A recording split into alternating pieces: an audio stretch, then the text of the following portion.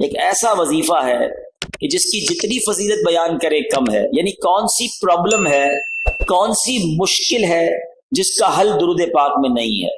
اگر یہ کہے کہ ہر مصیبت کے تالے کی چابی درود پاک ہے تو یہ شاید غلط نہیں ہوگا. یقیناً بہت سارے لوگ یہاں بیٹھے ہیں، مہنگائی کا دور ہے، بعض اوقات قرضے کی ضرورت پڑ جاتی ہے. ایسا ہی ایک ماجرا تھا آج سے چند 100 سال پہلے. ایک دوست نے دوسرے دوست سے قرض لیا. جو میں واقعہ بیان کرنے جا رہا ہوں یہ درود پاک کی بڑی مشہور و معروف کتابوں میں بھی لکھا.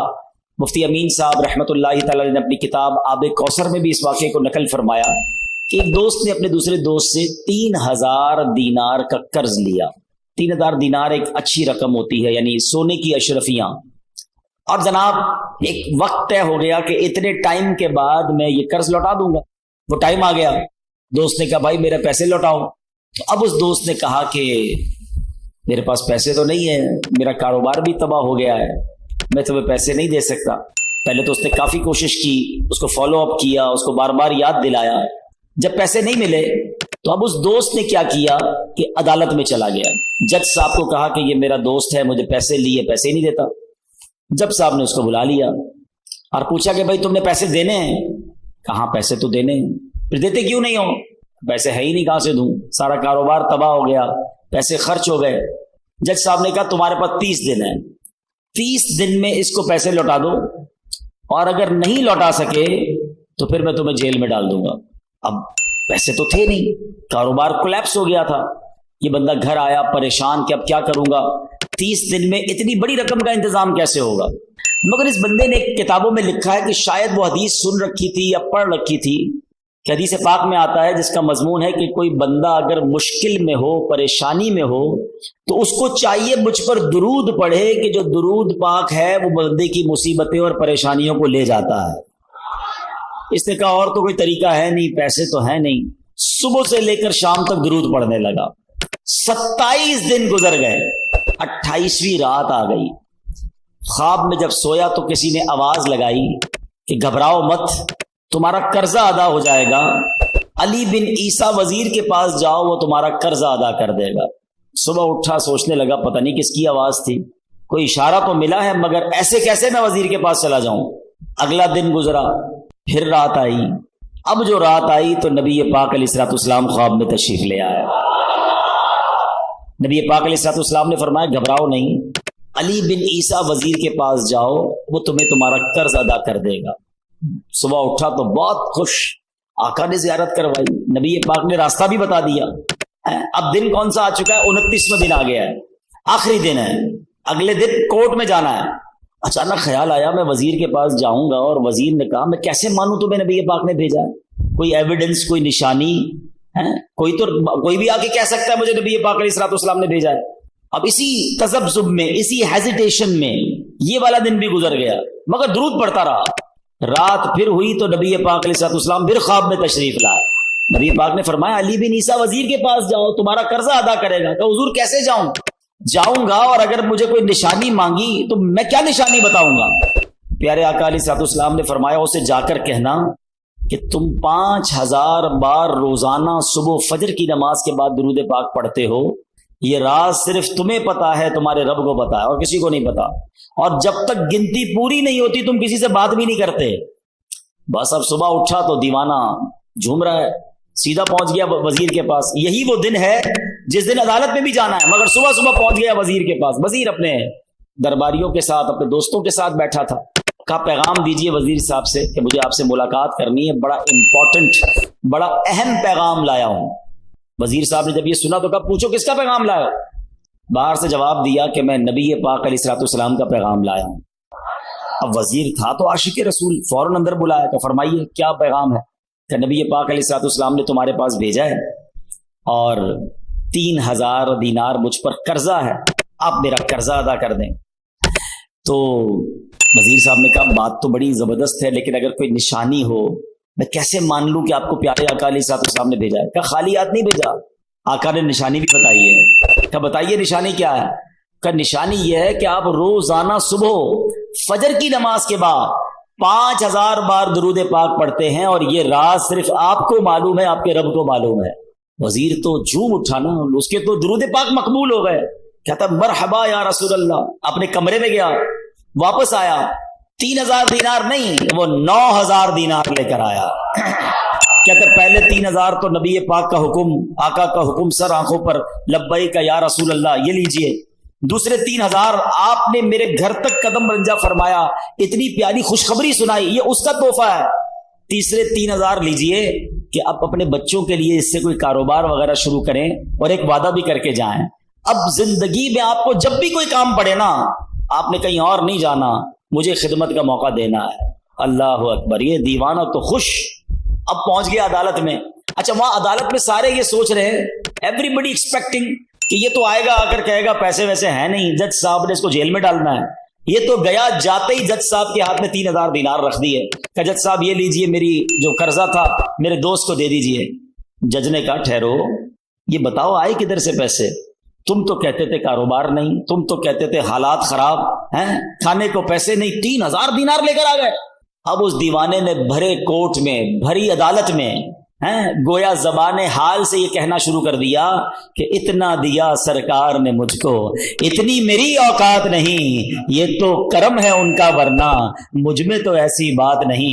उसने पूरा वाकया ही सुना दिया अदालत में। अच्छा, उस जमाने के जज भी कैसे होते थे सुनो, वो जज साहब अपने सीट से उठे, अपने चैम्बर में, अपने कमरे में चले गए, अदालत लगी हुई है। थोड़ी देर बाद आते हैं और 3000 दीनार जो है उस बंदे के हाथ में देकर कहते हैं क्या सारा सवाब अली बिन ईसा ले जाएगा? मैं भी तो नबी पाक का उम्मती हूं, तुम्हारा कर्जा मैं अदा करता हूं। अच्छा, अब ये सारा माजरा वो दोस्त भी देख रहा है जिसने केस किया था। उसने कहा जज साहब ठहरिए ठहरिए, ऐसा करम इस पर हुआ है, मैं इससे पैसे लेकर क्या करूंगा? कलम और कागज लाइए, मैं अपना कर्जा ही माफ कर देता हूं। अच्छा, अब ये आशिक रसूल जज साहब को कहता है जज साहब हुण तुहाडे पैसे तो वापस ले लो, अब अपने पैसे तो वापस ले लो, मैंने क्या करना है, कर्जा ही माफ हो गया। तो जज कहता है भाई अल्लाह के रसूल के नाम पर पैसे निकाले हैं, अब ये पैसे मैंने वापस नहीं लेने, ये पैसे तुम अपने साथ ही ले जाओ। अब ये दीवाना जो एक रात पहले 1 रुपया नहीं है, सुबह उसको इस बात का खौफ है कि मुझे गिरफ्तारी देनी है, अब 12,000 दीनार लेकर अपने घर को वापस जा रहा है। तो ये दुरूद पाक है, ये नबी पाक की तरफ लौ लगाना है। बस नजर पड़ने की देर है, तवज्जो होने की देर है। वो शायर कहते हैं ना, याद रखो अगर उठ गई एक नजर, बस वो नजर चाहिए। याद रखो अगर उठ गई एक नजर, जितने खाली हैं सब जाम भर जाएंगे। हमें वो नजर दरकार है, और वो नजर कैसे होगी कि उनकी बारगाह में दुरूद पाक का नजराना हो, उनकी सुन्नतों पर अमल करने वाली जिंदगी हो, नबी पाक की रिजा वाले काम हो। फिर देखें आका जब निगाह इनायत फरमाते हैं, बहुत सारे लोग मिलते हैं, पर्चियां देते हैं, बीमारी है, कर्जा है, परेशानी है, जनाब घर में बड़े मसाइल हैं, जिस काम में हाथ डालता हूं वो काम बर्बाद हो जाता है। सुनो बरेली के ताजदार, सब बातों का सॉल्यूशन क्या दे रहे हैं, हल क्या बता रहे हैं? फरमाते किस्मत में लाख पेच हो, 100 बल 1000 कज। कहते गुत्थी बन गई है ना जिंदगी, ऐसा लगता है गुत्थी हो गई है, समझ ही नहीं आ रहा कौन सा सिरा पकड़ूं, कैसे मसाइल हल करूं। एक मसला हल करता हूं, दूसरा खड़ा, दूसरा हल करता हूं, तीसरा है। इमाम इश्क व मोहब्बत कहते हैं किस्मत में लाख पेच हो, 100 बल 1000 कज।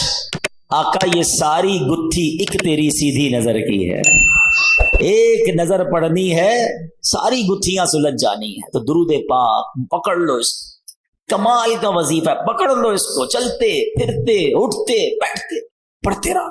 फिर देखो कैसे निगाह कर रहमत होती है। हमें किसी से क्यों मांगना है? मिन्नत गैर क्यों उठाएं, कोई तरस जताए क्यों। क्या बात कहते हैं आला हज़रत भी है, कोई हम पर क्यों तरस जताए यार, मैं नबी पाक का उम्मती हूं ना। है आला हज़रत कहते करीम ऐसा मिला के जिसके खुले हैं हाथ और भरे खजाने, बताओ ऐ मुफलिसों के फिर क्यों तुम्हारा दिल इस्तिराब में है। अरे क्यों मांगे दुनिया वालों से, क्यों जाए दुनिया वालों के पास, मेरे आका वो हैं जिनके दर से ताजदार पलते हैं। उस गली का गदा हूं मैं जिसमें मांगते ताजदार फिरते हैं, क्यों जहां के ताजदारों ख्वाब में देखी वो शय जो आज झोलियों में गदायान दर की है। अरे आका का दर जब मौजूद है तो दुनिया वालों से क्यों मांगना है, हमने अल्लाह से मांगना है। अल्लाह के हबीब अलैहिस्सलाम की बारगाह में इल्तिजा करनी है, और वो भी इसलिए करनी है कि अल्लाह ने ये दर दिखाया है। वही रब है जिसने तुझको हम तक करम बनाया, हमें भीख मांगने को तेरा आस्था बताया, तुझे हम्द है खुदाया। तो हमें दुनिया वालों से जिंदगी भर एक उसूल बना लो अपना, खुददारी होनी चाहिए। हाँ, खुददार को गैब से अता किया जाता है। अल्लाह से ये दुआ मांगो, या अल्लाह मुझे बांटने वाला बनाना, मुझे देने वाला बनाना, कभी मांगने वाला ना बनाना। फिर देखो तुम्हारी इज्जत भी बढ़ती है, तुम्हारी रोजी में भी बरकत हो जाएगी। तो बहरहाल अल्लाह हमें कभी किसी का मोहताज ना बनाए, गैब के खजानों से अता फरमाए। दुरूद पाक पढ़ते रहिए, झोलियां भरी जाती रहेंगी। एक बार फिर मोहब्बत के साथ बावाज़े बुलंद दुरूद पाक पढ़ ले, सल्लु अलल हबीब मुहम्मद सल्लल्लाहु अलैहि वसल्लम। आज माशाअल्लाह दुरूद पाक पर काफी जबरदस्त कलाम हुआ। एक और शानदार वजीफा, अल्लाह अकबर, बल्कि शायद मैं ये कहूं तो गलत नहीं होगा कि अफजल तरीन वजीफा। जी हां, आज उस पर बात करेंगे, और वो कितना अहम है हमारी जिंदगी में, हमारे ईमान के लिए, वो भी इंशाअल्लाह पता चल जाएगा। साहबी रसूल हजरत शद्दाद बिन औस रदी अल्लाह तआला फरमाते हैं कि हम सहाबा किराम अलैहिम रिदवान, अल्लाह पाक के आखिरी नबी रसूल हाशमी सल्लल्लाहु अलैहि वसल्लम की खिदमत में हाजिर थे। आप अलैहिस्सलाम ने हमसे पूछा, हल फीकुम गरीबुन, क्या कोई तुम में अजनबी तो नहीं बैठा? सहाबा किराम ने कहा, नहीं हुजूर, हम सारे मुसलमान ही हैं और कोई गैर नहीं है। तो नबी पाक अलैहिस्सलाम ने फरमाया, ऐसा करो, दरवाजे बंद कर दो। साहबा ने दरवाजे बंद कर दिए। अब आप अलैहिस्सलाम ने फरमाया, इरफउ ऐदियकुम वक़ूलू ला इलाहा इल्लल्लाह, हाथ ऊपर उठा लो और ला इलाहा इल्लल्लाह पढ़ना शुरू कर दो। हज़रत शद्दाद बिन औस कहते हैं, हम सब ने हाथ ऊपर उठाए और कलमा पाक पढ़ना शुरू कर दिया। कुछ देर इसी तरह हम जिक्र करते रहे, नबी पाक जिक्र करवाते रहे, और उसके बाद मालिक के जन्नत कासिम नेमत सल्लल्लाहु अलैहि वसल्लम ने खुशखबरी सुनाते हुए फरमाया, अबशिरू फ़इन्नल्लाह क़द गफ़र लकुम, तुम्हें बशारत हो कि बेशक अल्लाह पाक ने तुम्हें बख्श दिया है।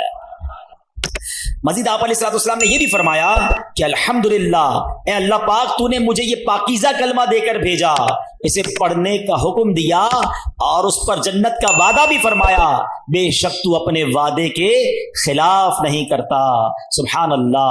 तो कलमा तैयबा अफदलु ज़िक्र ला इलाहा इल्लल्लाह, इसके कमाल के फजाइल हैं। क्या खूबसूरत शेर शायर लिखते हैं ना, हस्बी रब्बी जिसने कहा फैज के दरिया को पाया, गौहर मकसद हाथ आया, ला इलाहा इल्लल्लाह।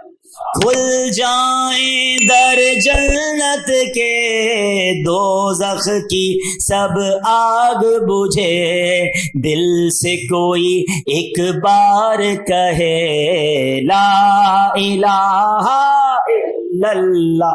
पढ़ो ला इलाहा इल्लल्लाह, ला इलाहा इल्लल्लाह। सुभान अल्लाह। कलमा तैयबा के बहुत फजाइल है। याद रहे, ये अफजल तरीन जिक्र भी है, बेहतरीन वजीफा भी है। यही कलमा पढ़कर गैर मुस्लिम मुसलमान होता है। यही मुबारक कलमा सच्चे दिल से पढ़ने की बरकत से गैर मुस्लिम के सब गुनाह धुल जाते हैं और वो जन्नत का हकदार बन जाता है। हिलियतुल औलिया में है, दो आलम के मालिक व मुख्तार मक्की मदनी सरकार सल्लल्लाहु ताला अलैहि वसल्लम ने फरमाया, अल्लाह पाक इरशाद फरमाता है, बेशक मैं ही अल्लाह हूं, मेरे सिवा कोई इबादत के लायक नहीं, बस ए लोगों मेरी ही इबादत करो। तुम में से जो कोई मेरी बारगाह में सच्चे दिल से ला इलाहा इल्लल्लाह की गवाही के साथ आएगा, वो मेरी पनाह में दाखिल होगा, और जो मेरी पनाह में दाखिल हुआ वो मेरे अजाब से महफूज हो गया। क्या बात है, सुभान अल्लाह। कलमा तैयबा के मुख्तलिफ नाम हैं, याद रखिएगा। ला इलाहा इल्लल्लाह मुहम्मदुर रसूल, मिलकर पढ़ ले, ला इलाहा इल्लल्लाह मुहम्मदुर रसूलुल्लाह सल्लल्लाहु अलैहि वसल्लम। इसके बहुत सारे नाम हैं। इसका एक नाम कलमा तौहीद भी है, کلمہ اخلاص بھی ہے، اسے کلمہ احسان بھی کہتے ہیں، اسے کلمۃ التقوی بھی کہتے ہیں۔ اس مبارک کلمے کا ایک نام کلمہ ثابتہ یعنی ثابت شدہ کلمہ، پکا کلمہ، نام مٹنے والا کلمہ، ہمیشہ رہنے والا کلمہ بھی ہے۔ سبحان اللہ، اتنے حدیث اور اتنے فضائل ہیں اس کے بارے میں۔ صحابی رسول حضرت ابو ہریرہ رضی اللہ تعالیٰ عنہ فرماتے ہیں، میں نے اللہ پاک کے آخری نبی رسول ہاشمی صلی اللہ تعالیٰ علیہ وسلم کی خدمت میں عرض کی، یہ بخاری شریف کی حدیث ہے کہ یا رسول اللہ صلی اللہ تعالیٰ علیہ وسلم، قیامت کے دن آپ کی شفاعت سے حصہ پانے والے خوش نصیب لوگ کون ہوں گے؟ فرمایا اے ابو ہریرہ، میرا گمان یہی تھا کہ تم سے پہلے مجھ سے کوئی یہ بات نہیں پوچھے گا۔ نبی پاک کو یہ بھی پتا تھا سوال کون پوچھے گا مجھ سے۔ فرمایا کیونکہ میں حدیث سننے کے معاملے میں تمہاری حرص کو جانتا ہوں۔ پھر فرمایا اے ابو ہریرہ، قیامت کے دن میری شفاعت پانے والا خوش نصیب وہ ہوگا جو سچے دل سے لا الہ الا اللہ کہے گا۔ ایک بار پھر پڑھ لیں، لا الہ الا اللہ محمد الرسول اللہ صلی اللہ تعالی علیہ وسلم۔ حضرت عثمان بن مالک رضی اللہ تعالیٰ سے روایت ہے، رسول رحمت شفیع امت صلی اللہ تعالی علیہ وسلم نے فرمایا، جو بندہ صرف اور صرف اللہ پاک کی رضا کی خاطر لا الہ الا اللہ کہے، بے شک اللہ پاک اس پر دوزخ حرام فرما دیتا۔ ایک بار پھر پڑھ لیں، لا الہ الا اللہ محمد الرسول اللہ صلی اللہ تعالیٰ علیہ وسلم۔ اللہ پاک کے آخری نبی رسول ہاشمی صلی اللہ تعالیٰ علیہ وسلم نے فرمایا، من مات وہو یعلم انہ لا الہ الا اللہ دخل الجنہ، یعنی جو اس حال میں مرا کہ وہ جانتا ہے اللہ پاک کے سوا کوئی عبادت کے لائق نہیں تو وہ جنت میں داخل ہوگا۔ ایک حدیث پاک میں ہے، پیارے آقا مکی مدنی مصطفیٰ صلی اللہ علیہ وسلم نے فرمایا، ثمن الجنتی لا الہ الا اللہ۔ بڑی پیاری حدیث ہے، اتنی مختصر ہے مگر کیا پیاری بات فرما دی۔ آپ کہیں جناب مجھے ڈیفنس میں بنگلہ چاہیے، آپ اگلا سوال ہوگا کتنے کا ہے، قیمت کیا ہے، پرائس کیا ہے، مجھے فلاں والا نیا موبائل چاہیے، ہاں مجھے بھی چاہیے، قیمت تو بتاؤ۔ اچھا جناب فلاں قسم کی گاڑی چاہیے، مگر یہ تو بتاؤ کتنے کی ہے، جیب میں پیسے ہوں گے تو لوں گا نا۔ اب اگر آپ سے کوئی کہے کہ جنت کی قیمت کیا ہے، جنت کا سمن کیا ہے، جنت کا داخلہ کیسے ملے گا، ہائے ہائے، نبی پاک نے ایک لائن میں جنت کی قیمت بیان فرما دی۔ آقا فرماتے ثمن الجنہ لا الہ الا اللہ، آقا فرماتے جنت کی قیمت لا الہ الا اللہ۔ پھر پڑھ لو، لا الہ الا اللہ محمد الرسول اللہ صلی اللہ علیہ وسلم۔ ایک اور روایت میں ہے، رسول اکرم نور مجسم صلی اللہ تعالی علیہ وسلم نے فرمایا، مفاتیح الجنتی شہادت لا الہ الا اللہ، جنت کی چابیاں لا الہ الا اللہ کی گواہی دینا ہے۔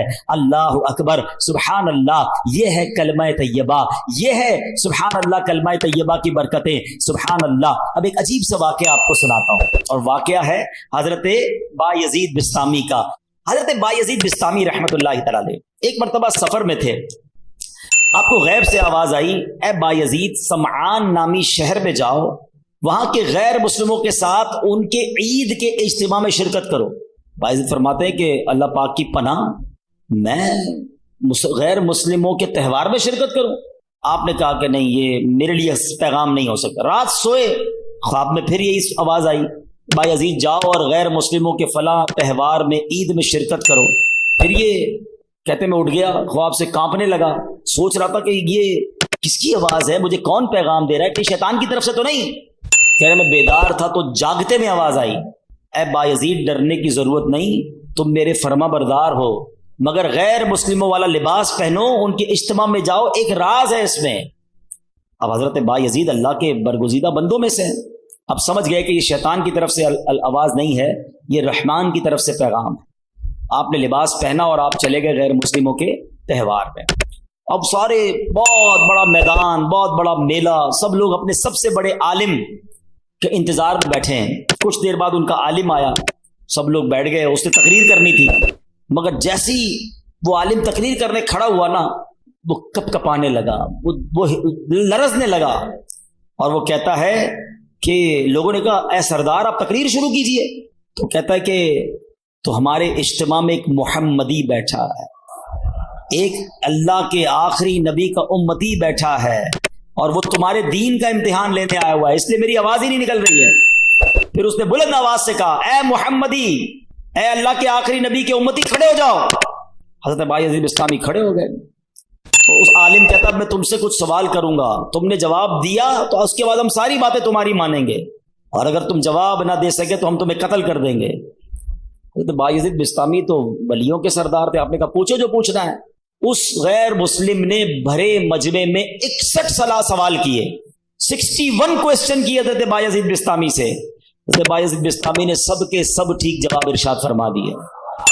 حضرت بایزید بسطامی نے اسے سوال کیا، تم نے کر لیے سوال، اب میں سوال کرتا ہوں، بتاؤ آسمانوں اور جنت کی چابی کیا ہے؟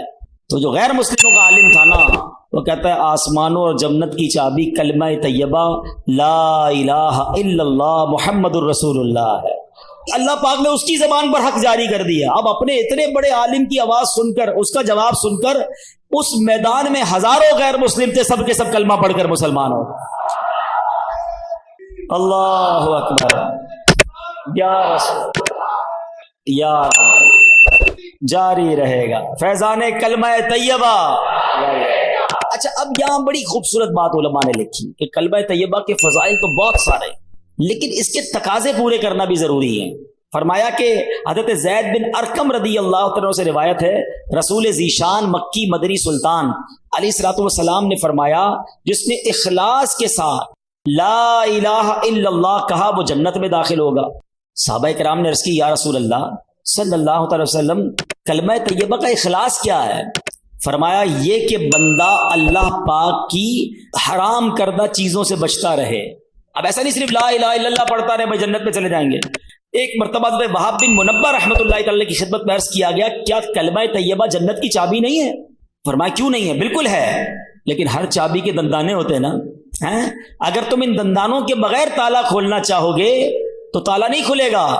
سبحان اللہ، کتنی پیاری مثال دے دی کہ کلمہ طیبہ جنت کی چابی ہے، مگر اس کے دندانے کیا ہیں؟ نماز ہے، روزہ ہے، حج ہے، زکوٰۃ ہے، جو فرائض ہیں وہ اس کے تالے کی چابی کے دندانے ہیں۔ تو گویا کلمہ بھی پڑھنا ہے، نماز بھی پڑھنی ہے، روزے بھی رکھنے ہیں، فرض ہو جائے تو حج بھی کرنا ہے۔ چلو حج کے بارے میں بھی تھوڑی سی بات کر لوں۔ بڑی تعداد میں وہ لوگ ہیں جن پر حج فرض ہو جاتا ہے مگر وہ حج نہیں کرتے۔ اس کو آسان نہ سمجھنا، جس طرح نماز فرض ہے نا، جس طرح روزہ فرض ہے۔ آپ کو پتہ ہے اسلام کے 5 پلر بچپن سے پڑھ رہے ہیں، 5 ارکان اسلام، اسکول میں تھے جب سے، مدرسے میں جب سے پڑھے، سب نے پڑھے ہوں گے۔ کون کون سے ہیں؟ نماز، روزہ، حج، زکوٰۃ اور توحید کا اقرار، کلمہ پاک پڑھنا۔ تو اب کلمہ تو پڑھ لیا، اچھا نماز کو اب بھی لوگ پکا فرض سمجھتے ہیں، بعض لوگ زکوٰۃ اور حج کو اتنی اہمیت نہیں دیتے، یہ بھی پلر ہے اسلام کا۔ اور حج نہ کرنا، اب میں جو حدیث سنانے جا رہا ہوں نا وہ بڑی ہلا دینے والی ہے۔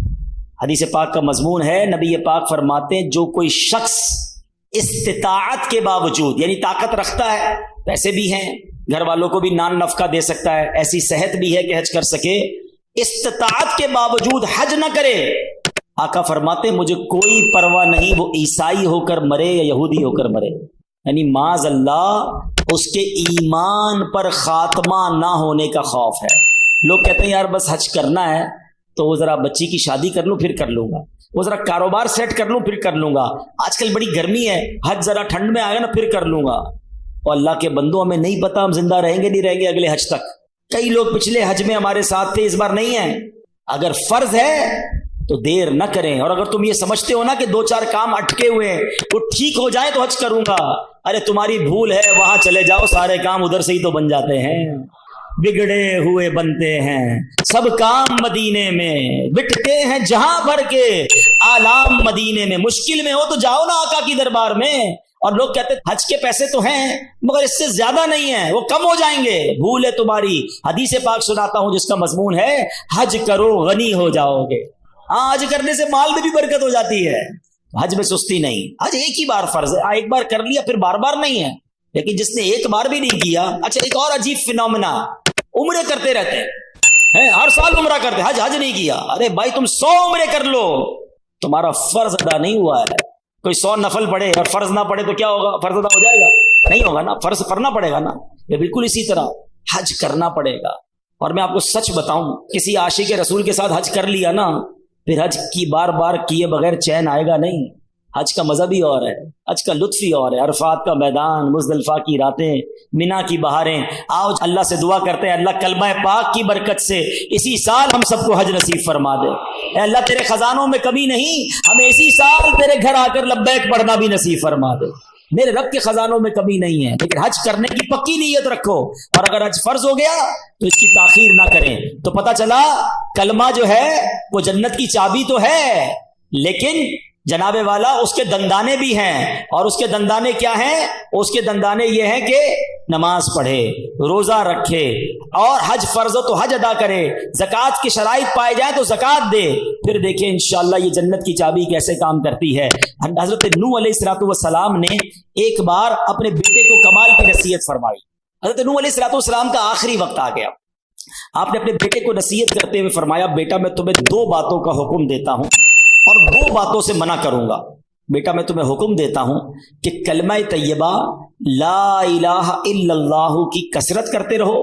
بے شک اگر ترازو کے ایک پلڑے میں 7 آسمانوں اور 7 زمینیں رکھ دی جائیں, دوسرا ایک پلڑے میں کلمہ طیبہ رکھ دیا جائے, تو 7 آسمانوں اور 7 زمینیں کا جو وزن ہے اس کے مقابلے میں کلمہ طیبہ کا وزن بڑھ جائے گا. دوسری نصیحت فرمائی, بیٹا سبحان اللہ و بحمدہ کی کثرت کیا کرو. بے شک یہ ہر چیز کی تسبیح ہے, اس کی برکت سے مخلوق کو روزی دی جاتی ہے. دوسرا وظیفہ کیا مل گیا؟ سبحان اللہ و بحمدہ, سبحان اللہ و بحمدہ, سبحان اللہ و بحمدہ. روزی میں کمال کا وظیفہ ہے. جس کی روزی میں پرابلم ہو روز صبح کم از کم 112 بار پڑھ لیا کرو. اب آئیے فرماتے, بیٹا میں تمہیں مزید 2 نصیحتیں کرتا ہوں, شرک اور تکبر سے بچتے رہنا. تو یہ 2 باتیں پازیٹو جو کرنے والی ہیں, 2 باتیں جن سے بچنا ہے, اس کو پکڑ لیجئے. کلمہ پاک اور سبحان اللہ و بحمدہ کا ذکر کرنا ہے, اور شرک اور تکبر سے بچنا ہے. یہ حضرت نوح علیہ الصلوۃ والسلام کی سبحان اللہ وصیت بھی ہے اور شاندار نصیحت بھی ہے. اور سبحان اللہ کلمہ پاک کی ایک اور فضیلت سنیں. حضرت عبداللہ ابن عباس فرماتے ہیں دن اور رات میں کل 24 گھنٹے ہیں, اور کلمہ طیبہ کے حروف بھی 24 ہی ہیں. جو ایک بار کلمہ طیبہ پڑھتا ہے اس کا ہر حرف 1 گھنٹے کے گناہوں کا کفارہ بن جاتا ہے. بس جب بندہ ہر روز 1 مرتبہ کلمہ طیبہ پڑھے اس پر کوئی گناہ باقی نہیں رہتا. اب سوچو جو دن میں کئی بار کلمہ پاک پڑھتا ہے اس پر کتنا اجر و ثواب ملتا ہوگا. تو یہ ذکر جو ہے اپنی زندگی میں شامل کر لیجئے. نبی پاک علیہ الصلوۃ والسلام نے فرمایا قیامت کے دن اللہ پاک فرشتوں سے فرمائے گا, کلمہ طیبہ پڑھنے والوں کو میرے قریب کر دو اور میرے عرش کے سائے میں جگہ دو, بے شک میں ان سے محبت کرتا ہوں. اللہ کا محبوب بننا ہے تو کلمہ پاک کا ورد کیجئے. اللہ اکبر. میں نے ایک شروع میں بات کہی تھی کہ افضل الذکر کیا ہے, اب حدیث سن لو. احمد مجتبی رسول خدا صلی اللہ تعالی علیہ وسلم نے فرمایا افضل الذکر لا الہ الا اللہ و افضل الدعاء الحمدللہ. آقا فرماتے ہیں افضل ذکر ہے لا الہ الا اللہ اور افضل دعا ہے الحمدللہ. تو سبحان اللہ کلمہ پاک بھی پڑھنا ہے اور بات بات پر اللہ کا شکر بھی ادا کرنا ہے. بہرحال میرے پیارے اسلامی بھائیوں, اب ایک اور اہم بات سبحان اللہ کہ ہمیں جب آخری وقت کسی کا آ جائے نا, کسی مردے کا, کسی شخص کا آخری وقت, انتقال کا وقت قریب آ جائے, تو اس وقت اس کے پاس جا کر کلمہ پاک کی تلقین کرنی چاہیے, کلمہ سکھانا چاہیے.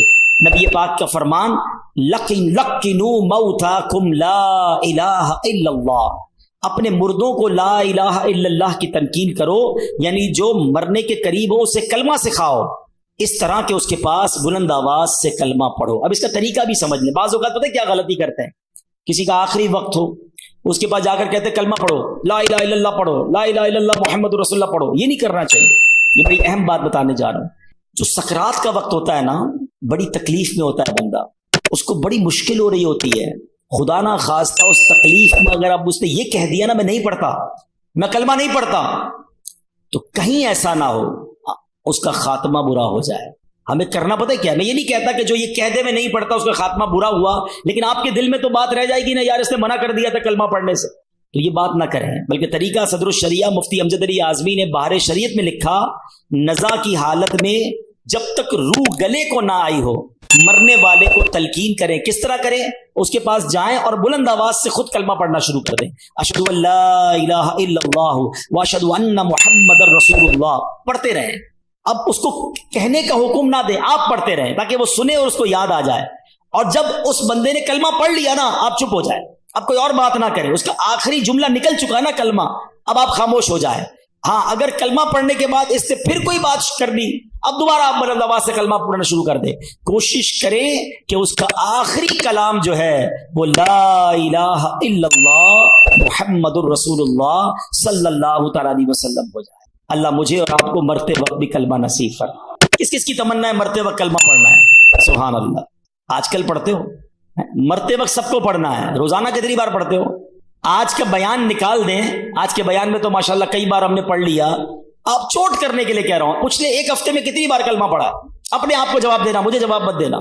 تمنا کیا ہے کہ مرتے وقت کلمہ پڑھوں، آخری زبان پر کلمہ پاک ہو، زندگی میں نہیں پڑھنا ہے۔ کتنی فضیلتیں سن لی، افضل الذکر کہا گیا اس کو۔ اور ایک بات یاد رکھنا، مرتے وقت تو ویسے ہی پڑھنا مشکل ہوگا، ہاں زبان بھاری ہو جائے گی۔ آپ نے دیکھا بخار میں الفاظ نہیں نکلتے، سر میں درد ہو تو بات کرنے کو جی نہیں چاہتا، پیٹ میں درد ہو زیادہ بندے کی منہ سے بات ہی نہیں نکلتی ہے۔ ارے یہ پیٹ کا درد، سر کا درد، بخار کچھ نہیں ہے، اللہ عافیت رکھے۔ کتابوں میں لکھا موت کا ایک جھٹکا تلوار کے 1000 وار سے زیادہ سخت ہے۔ کیسے پڑھو گے کلمہ جب پوری زندگی نہیں پڑھتے تھے؟ یہ سوچنے والی بات ہے۔ ایک بزرگ کی بات مجھے ایسی دل پہ لگی ہے، یقین کرے، کیا جملہ کہہ گئے، کہتے ہیں اپنی زبان کو کلمے کا عادی بناؤ تاکہ جس دن زبان بھاری ہو جائے اس دن تمہاری زبان سے کلمہ ادا ہو جائے۔ عادت ہوگی تو نکلے گا نا، عادت ہی نہیں ہے کلمہ پڑھنے کی، کئی دن گزر جاتے ہیں۔ ارے ہونا کیا چاہیے کہ میں صبح ایک تسبیح کلمہ پاک کی پڑھوں، شام ایک تسبیح کلمہ پاک کی پڑھوں، جب موقع ملے زبان سے لا الہ الا اللہ محمد الرسول اللہ نکلتا رہے، پڑھتے ہی نہیں ہیں۔ اچھا اس کو میں ایک اور طریقے سے سمجھاتا ہوں۔ یہ جو گندی محفلیں، بری محفلیں، برے دوستوں کے ساتھ بیٹھتے نا، نہ بیٹھا کرو، ہیں گانے سننا، فلمیں دیکھنا، غیبتیں کرنا، گالیاں دینا۔ پہلے ایک بات یاد رکھیں، یہ جو ہمارا دماغ ہے نا، کمپیوٹر کا سی پی یو پتہ ہے اس میں کیا ہوتا ہے؟ ڈیٹا ہوتا ہے، آپ سرچ کریں وہ نکال کے دے دیتا ہے۔ یہ دماغ اللہ پاک نے ایسا کمپیوٹر دیا ہے ہمیں، ایسا سی پی یو دیا ہے جس کو ڈیلیٹ کرنے کی بھی حاجت نہیں ہے۔ دنیا کے موبائل بھر جاتے ہیں، بھائی تھوڑی سی ویڈیو ڈال دو، کمپیوٹر میں جگہ ختم ہو جاتی ہے۔ 50 سال کا ہو گیا ہوں میں، میرے بچپن کی ویڈیو بھی دماغ میں موجود ہے۔ سب کے ساتھ ایسا ہے نا؟ آپ کو بچپن کے کئی واقعات ایسے یاد ہیں جیسے آپ کی آنکھوں کے سامنے فلم چلتی ہے۔ یہ کدھر سیو ہے؟ ادھر سیو ہے، جس کا نام لیتا ہوں اس کی تصویر آ جاتی ہے دماغ میں۔ کیسے آتی ہے؟ یہ سب کی تصویریں سیو ہیں، دنیا بھر کے ممالک دیکھے وہ دماغ میں سیو ہیں، سب باتیں اللہ پاک نے یہ ایسی کمال کی چیز دی ہے، سیو ہیں۔ لیکن اگر گندی باتیں بھی سیو ہیں نا تو پھر یہ خیالات میں بھی آتی ہیں۔ نماز میں برے خیالات لوگوں کو آتے ہیں کیونکہ فلمیں دیکھ کے نماز پڑھنے آتے ہیں نا، اور یہ بری باتیں جو کر، دیکھو اس سی پی یو میں جانے کا طریقہ کیا ہے؟ ان پٹ ہمارے دل و دماغ میں جانے کے 3 راستے ہیں، ایک بات یاد رکھیے گا، 3 دروازے ہیں، دیکھنا، بولنا اور سننا۔ یہ 3 راستے ہیں، یہ شٹر ہیں سمجھ لو۔ ان تینوں راستوں کو پاک کر لو تاکہ اندر جو بھی جائے گا وہ پاک اور صاف ہی جائے گا۔ جب پاک گیا نا اندر تو جھٹکا لگے گا تو نکلے گا کیا؟ پاک ہی نکلے گا نا۔ مثال کے طور پہ یہ گلاس ہے، اس میں پانی ہے، کوئی بھائی ادھر سے گزرے اور اس کو ٹھوکر لگا دے، کیا گرے گا اس میں سے؟ بتاؤ نا، پانی گرے گا، دودھ گرے گا؟ دودھ کیوں نہیں گرے گا؟ اس میں ہے ہی نہیں دودھ۔ مولانا صاحب کیا ہو گیا آپ کو؟ دودھ تو جب گرے گا نا جب گلاس میں دودھ ہوگا۔ اچھا اس میں میں تھوڑا سا شربت ملا دوں، لال شربت ہو جائے، اب دھکا لگے گا تو کیا گرے گا؟ شربت گرے گا۔ سمجھ رہے ہو نا میری بات؟ یہ پریکٹیکل سے سمجھا رہا ہوں آپ کو۔ برتن میں جو ہوتا ہے وہی چھلکتا ہے، برتن میں جو ہوتا ہے ایسا ہی ہے۔ اب آؤ میں سمجھاتا ہوں۔ جس کے دماغ میں بری باتیں ہیں نا، گندی باتیں ہیں، بری محفلوں میں بیٹھا ہے، غلط دیکھ رہا ہے، غلط سن رہا ہے، غلط بول رہا ہے، جب دھکا لگتا ہے نا پھر وہی باہر نکلتا ہے۔ آپ دیکھ لیں اچھے خاصے نیک نمازی جھگڑا ہو جائے کسی سے، ارے باپ رے باپ ایسی گالیاں نکلتی ہیں، بندہ کہ اس کو کیا ہو گیا یار؟ پتہ چلتا ہے کہیں بیٹھتا ہے گالیاں سنتا ہے، ٹھیک ہے نا. اور کسی شریف النفس آدمی جس نے کبھی گالیاں سنی نہیں ہے, بیٹھتا ہی نہیں بری صحبت میں, اس کو دھکا دے دو, اس سے کسی کا جھگڑا ہو جائے, وہ کہے یار نہیں مارو مجھے, کیوں لڑ رہے ہو بھائی, نہیں بھائی نہیں کرو, اس کے منہ سے گالی نکلے گی نہیں, کیونکہ اندر گندا نہیں ہے. چلو ایک اور ایگزامپل, ایک اور مشورہ, ایک اور طریقہ. آپ کشتی میں کہیں جا رہے ہیں, اچانک جھٹکا لگا آپ کو, اترتے اترتے پیر سلپ ہو گیا, کسی نے دھکا دے دیا, فوراً آپ کی زبان سے کیا نکلتا ہے, چیک کر لو آپ. کچھ خوش نصیب وہ ہوں گے جیسے ہی دھکا لگتا ہے نا, ان کی زبان سے نکلتا ہے لا الہ الا اللہ, یا اللہ, یا رسول اللہ, یا غوث پاک.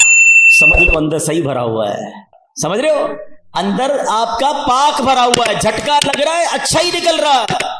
مگر ایسے بھی لوگ سن رہے ہوں گے کہ جب جھٹکا لگتا ہے نا گالی نکلتی ہے, ابے تیری, ابے او, پتہ نہیں کیا کیا بولتے ہیں یار.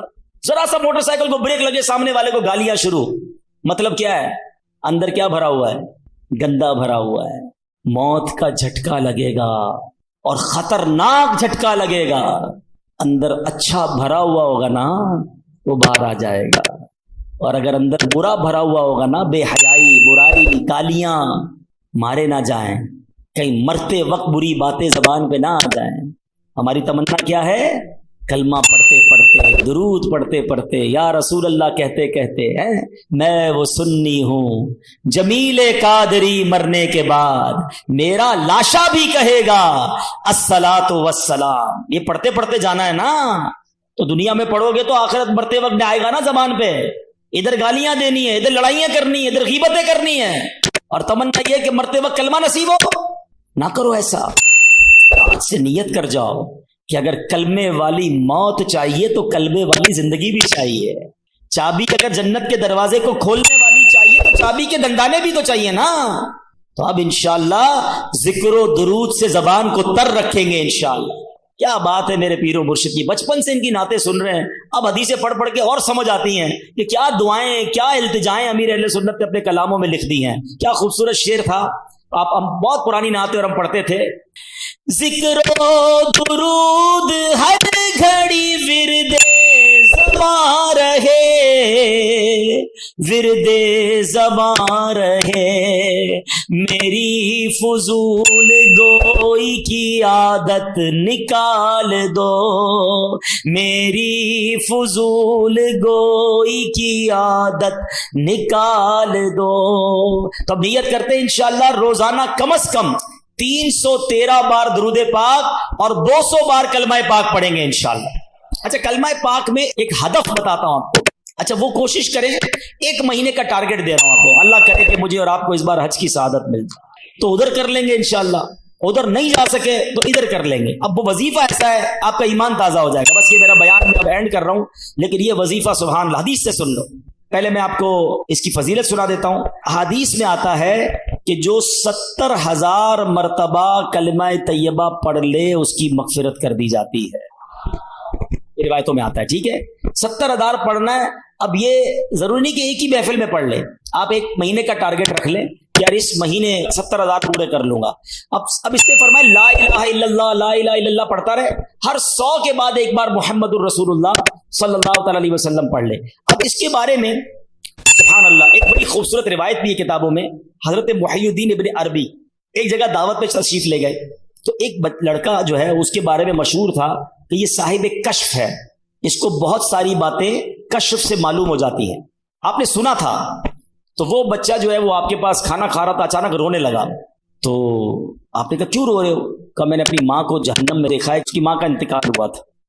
شیخ ابن عربی نے تھوڑے عرصے پہلے 70,000 بار کلمہ پاک پڑھا ہوا تھا. آپ نے دل ہی دل میں وہ کلمہ پاک اس کی مرحومہ والدہ کو ایصال ثواب کر دیا کہ میں اس کو ایصال کرتا ہوں. وہ لڑکا مسکرانے لگا. آپ نے اس کو بتایا نہیں. کہتا کیوں مسکرا رہے ہو؟ کہ میں نے ماں کو جنت دیکھا. شیخ ابن عربی نے کہا کہ میں نے اس کے کشف سے حدیث پہچان لی اور حدیث کی برکت سے اس کے کشف کو پہچان لیا کہ یہ واقعی غیب کی باتیں دیکھ لیتا ہے, اور حدیث کتنی صحیح ہے یہ بھی مجھے اس واقعے سے پتا چل گیا. تو پتا چلا میرے پیارے اسلامی بھائیوں 70,000 بار کلمہ پاک. میں نے تو جب سے یہ حدیث پڑھی ہے نیت کر لی ہے, کچھ شروع بھی کر دیا ہے. میرے لیے بھی دعا کریں, آپ بھی ٹارگٹ لے لو. فضول باتیں یار موبائل پہ گھنٹوں گزارتے बनाते हैं, वॉक करते हुए कलमा पाक पढ़ना शुरू कर दे, तस्बीह हाथ में ले, कितनी बार हो जाएगा? ला इलाहा इल्लल्लाह, ला इलाहा इल्लल्लाह, ला इलाहा, 100 बार पूरा हो जाए, मुहम्मदुर रसूलुल्लाह सल्लल्लाहु अलैहि वसल्लम पढ़ लें, इंशाअल्लाह ये जबान कलमे की आदी भी हो जाएगी। अच्छा, फिर जरूरी थोड़ी एक बार 70,000 पढ़ें, अल्लाह तौफीक दे, क्योंकि जब आप पढ़ोगे ना 70,000 बार, ये दिल जगमग करने लग जाएगा, कलमे से मोहब्बत हो जाएगी और पढ़ने को जी चाहेगा। कभी कहना यार चलो अम्मी के नाम पे 70,000, कभी कहना अब्बू के नाम पे 70,000। इतने तोहफे दिए अम्मी अब्बू ने, और खास तौर के जिनके माँ बाप चले गए उनके लिए तो ज्यादा अच्छी नीयत करेंगे। तो अम्मी अब्बू के नाम पर जो है वो हम पढ़े, अल्लाह पाक तौफीक दे तो पीर साहब के नाम पे पढ़ ले, चलो उनके इसाले सवाब के लिए, गौस पाक के इसाले सवाब के लिए। तो इंशाअल्लाह बुजुर्गों के इसाले सवाब के लिए पढ़ते रहेंगे, कलमा पाक का सवाब तो मिलेगा मिलेगा, बुजुर्गों का फैजान भी मिल जाएगा इंशाअल्लाह। तो पढ़ेंगे इंशाअल्लाह। चलो 3 बार मिलकर पढ़ लेते, ला इलाहा इल्लल्लाह मुहम्मदुर रसूलुल्लाह, ला इलाहा इल्लल्लाह मुहम्मदुर रसूलुल्लाह, ला इलाहा इल्लल्लाह मुहम्मदुर रसूलुल्लाह सल्लल्लाहु तआला अलैहि वसल्लम। अब देखो ये दावत इस्लामी है, क्या प्यारा माहौल है? कभी पकड़ कर हमें दुरूद पाक की फजीलत बताते हैं, कभी कलमा पाक की फजीलत बताते हैं, कभी नमाज की तरफ बुलाते हैं, अल्लाह रसूल के जिक्र की तरफ बुलाते हैं। तो इस उल्टी सीधी महफिलें छोड़ दो, उल्टी सीधी गैदरिंगें छोड़ दो, अल्लाह रसूल के जिक्र की। और फिर सुभान अल्लाह, हर जुमेरात इज्तिमा में जिक्र इलाही करवाया जाता है। हाँ, कोई बंदा ये कह सकता है भाई मैं तो हर हफ्ते कलमे की विर्द करता हूँ, कैसे करता हूँ? हर हफ्ते इज्तिमा में जाता हूँ, इज्तिमा में तो माशाल्लाह जिक्र इलाही करवाया जाता है। तो नियत करने इंशाअल्लाह हर जुमेरात पाबंदी से आएंगे इंशाअल्लाह। सल्लु अलल हबीब।